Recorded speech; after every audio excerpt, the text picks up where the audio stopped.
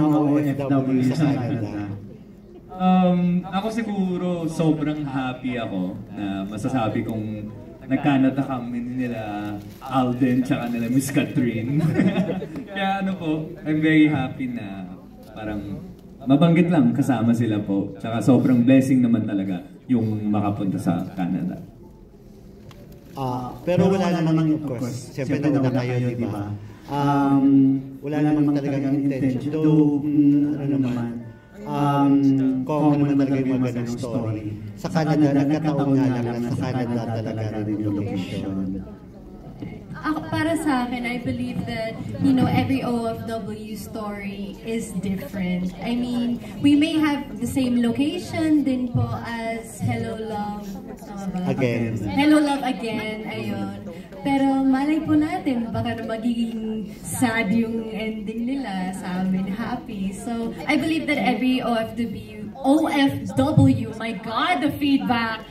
I believe that every OFW story believes to be told and that they are all different. Thank you. Dagdag ka rin. I think the more OFW stories na papapalabas is more beneficial sa ating mga kababayan kasi there are so many stories to be told and to be shared. And I think the more na we support Filipino films na ganito, is the more din natin nasusuportahan yung mga kamag-anak natin, mga mahal natin sa buhay abroad. Because this is their story. True. Last na lang. LA, dahil si Kira ang kapartner mo dito, mas na-inspire ka na lalo mo napaganda yung pag-arte mo. Isipin mo ha, Ronnie Lazaro, kalaban mo sa Silang Maynila. At si Tony Labrusca, pero Ronnie naman nakatalo sa'yo, okay na rin yun. Pero marami nakapansin talaga na arte mo siya ng gusto. So mas na-arte mo siya ng gusto dahil nga si Kira ang kapartner mo. Kahit naman hindi ko partner si Kira, sa kanya pa rin ako na-inspire. Hi Tito Vicky, love you! Love you po. Sa yun naman po, parang ako naman lahat naman ng character ko, tsaka lahat ng mga work ko po, talagang minamahal ko po talaga, tsaka binibigay ko po ng tagus puso ko talaga, tsaka lalo na for this one na nabigyan ako ng chance po, tsaka na-bless po ako na si Kira po yung partner ko dito. Kasi parang ever since naman talaga po, nag-look up na ako kay Kira. Tsaka ever since naman nakita ko yung grow niya as an actress. Kaya I'm proud of you. So after the shoot, ano na? Tuloy pa rin yung feelings. So, tapos na rin. After ng shoot, tuloy na ako pauwi. Okay. May reaction ka, Kira? Wala naman. Ganun pa rin. Okay. Thank you, thank you. Thank you po. Manager ka sa Pilipinas. So, dun sa character mo, paano mo na-take na like, magiging waiter ba? Ano ba yung tawag dun sa, dishwasher ka or whatsoever? So, ano yung naging realization mo na yung mga asensado na rin dito ay nag-a-abroad, tapos babalik from, alam mo yun, back to zero na role nila, ikaw, as your, Ako siguro, yung personal realization ko po dun, talagang sobrang sinuwerte po ako, tsaka sobrang blessed ko sa buhay na to na binigyan ako ng chance na maging artista or mag-acting po na habang ginagawa ko yun. Nasasabi ko sa isip ko na grabe, ang hirap ng buhay na ganito, tsaka never ko siya wini-wish kahit ibang tao na alam ko po, ayoko i-take for granted. Yun yung tumatakbo sa isip ko na ayoko i-take for granted na blessed po ako na nag-acting ako sa movie, or ayoko rin i-take for granted na hindi ko kinailangan na punta ng ibang bansa po. Kaya ako personally, after nung pag-play ko kay Maki, hindi ko na sinasayang ang bawat moment ko sa pamilya ko. Hindi ko na sinasayang yung oras ko na nandito ako sa Pinas, na ginagawa ko yung mahal ko sa buhay ko. Kaya po, pinaka-takeaway ko talaga doon na ayoko sayangin yung mga blessings ko. Tsaka sobrang thankful ko talaga sa kung ano meron ako ngayon. Tsaka sobrang thankful din ako na may Maple Leaf Drinks po. thank you. Thank you. Next po, sino po naman gusto magtanong? Huwag na po kayo mahiya. Go mo, ayan. Alright. Alright. May galing talaga. Alright, hi Sir LA.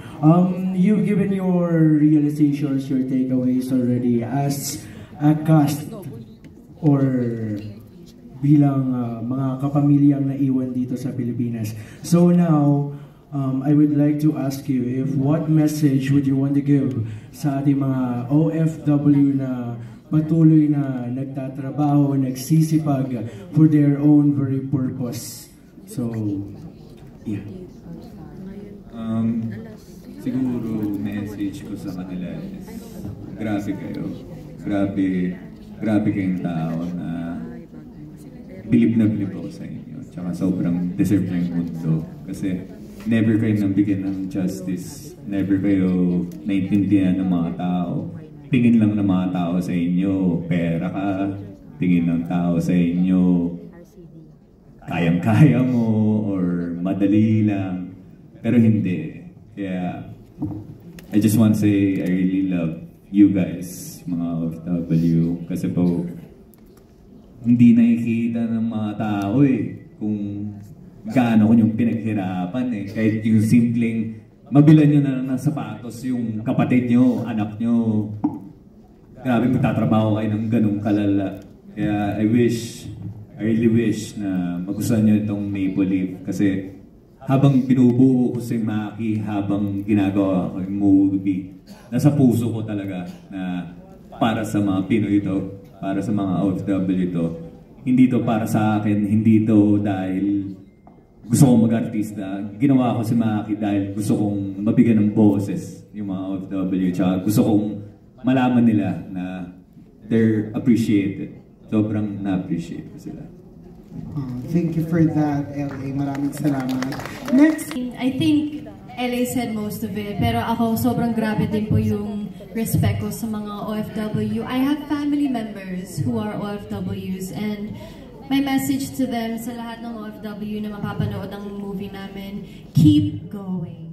Like, I know it is so hard, pero you have those dreams, you have all of those goals that you want to achieve, and you deserve to achieve those dreams. So, please keep on going, because when you feel like you want to give up, na tapos ka na, ayaw mo na, that's when the breakthrough is almost about to happen. Tinatry ka lang ni Lord kung talagang itutuloy mo, kung talagang you are strong enough for the dreams that you have.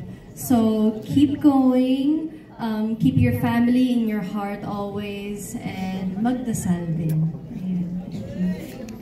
Ay, tao mahal yung manirahan sa ibang bansa na magsisimula kayo sa scratch, talagang walang-wala. Anyway, unang-una ka na kasi alam ko naman maganda yung buhay mo dito Bakit ganun yung buhay? Di ba po, hirap. Diba? Kasama na po kayo sa kulto. Huwag niyo isipin sabog ko talagang ang hirap lang, ang hirap magsalita. Kaya binabagalan ko talaga. Ano po, ako personally, pupunta ako kung nasan yung mami ko, kung nasan yung pamilya ko, nasan sila Kanish, sila kuya, yung pamilya ko. Wala akong pake kung Pinas man yan or ibang bansa. Basta kasama ko sila, okay na okay. Kung babae, ayun lang. Ibang usapan na yun. Pero, hindi ako personally, mas pipiling ko pa rin yung pamilya ko na sasama ko na lang yung bebe na yung loved one ko na sasama ko kung nasan pamilya ko or nasan pamilya niya. Basta importante sa hindi kami malayo sa pamilya ng isa't isa po. Yun. Thank you, Ellie. Next, ikaw, Kira. Same question. Same din ang sagot ko. You know, family is everything. Ang hirap talaga pag, syempre movie lang to, di ba? Pero ang hirap kasi pag inaya ka ng jowa mo na mag-abroad, wala ka talagang kasiguraduhan. And nakita nyo naman sa movie na napakahirap, malayo sa family. So, you know, everybody that I love is here with me in the Philippines right now. So, I'm here. My home is here, my job is here. Dito yung buhay ko and I'm happy. Things proud about siguro po is when I found out na yun nga yung tatay ko sa movie passed away kasi as you can see that Santa Claus right up there, that's my dad. So yeah, still alive and kicking. I have never experienced that type of loss before. Yung ganong kabigat na mawalan ng magulang. Ang hirap ng mic. Pwede wag na. Parang sabog. Pero, yun na nga. Hindi ko rin po alam kung paano ko nagawa yun, kung paano ko naitawid yung scene na yun. Especially na, yun na nga po, I have never experienced it. Siyempre din po sa guidance ni Derek, kay Lord siyempre, and you know, I really just think it's the love of my family. Diba? Sabi ni Miss Bea, kung gaano kalaki yung pagmamahal, ganun din po yung sadness pag nawala sila. So, that's the scene that I'm most proud of. Thank you. Yes, and first, nag-translate yun sa amin. Ako naiyak ako si L.A. Mapalabet. Congratulations sa napakagandang scene na yun. Next, ikaw, L.A. Siguro, ako personally, yung naging favorite ko, yung nag-away kami nito dahil sa CR, yung umihi ako, tapos kalat-kalat yung sa toilet. Well, aminin ko kasi minsan sa totoong buhay, you never know, di ba? Minsan di talaga nasushoot. Kaya ano po, ako personally yun yung naging favorite ko kasi kaming dalawa ni Kira naman, very natural lang, tsaka very flowing lang yung eksena na parang totoo na eh. Hindi na kami umaarte talaga dun eh. Kaya ako personally yun yung naging favorite ko. Yeah. Kasi napaniwala niyo ako eh. Somehow ba medyo makatotohanan yun o may mga inhibition exercises ba kayong in-undergo para medyo mawala yung awkwardness? Kayo talaga. Papalabisin muna natin yung parents. Ano mo, ako personally, dun ko masasabi na sobrang galing ni Kira na artista po. Dahil akala nyo, totoo na eh. Oo, naniwala ako. Naniwala kayo eh. Kaya ako, sobrang happy ko na si Kira yung naging partner ko dito. Kasi alam kong siya lang ang mapagbigay ng justice na maniniwala yung mga tao talaga. Kaya ayun po, naniwala naman po kayo. Kaya I'm very happy na na-in-love din kayo. Kay Kira, paano ka napapayag na magkaroon ng kissing scene talaga? Siya nga po may gusto ko. Ay, wow! Ang swerte mo naman! Kailangan pa yung paalam sa manager ko muna. Ewan ko sa'yo, Direk. Actually, I really had no intention of like really doing the kissing scene. Pero kasi, it's what the script requires. And kami ni Ellie, we're no longer children, di ba? So, ang masasabi ko about those lambingan scenes is I'm just happy na si Ellie yung partner ko dito dahil matagal na po kami ni Ellie magkakilala. So, syempre, na-establish na po yung akala ko kung ano yung matagal na eh. Na-establish na po yung nakapag-practice na sila. Pero ayun, I would feel a lot more nervous kung iba po yung naging partner ko for this movie. Congratulations. Paano po yung kinis ko si Amanda ba yun? Si Amanda? Ikaw lang. Gusto mo. Nagselo si Molly. Subukan mo,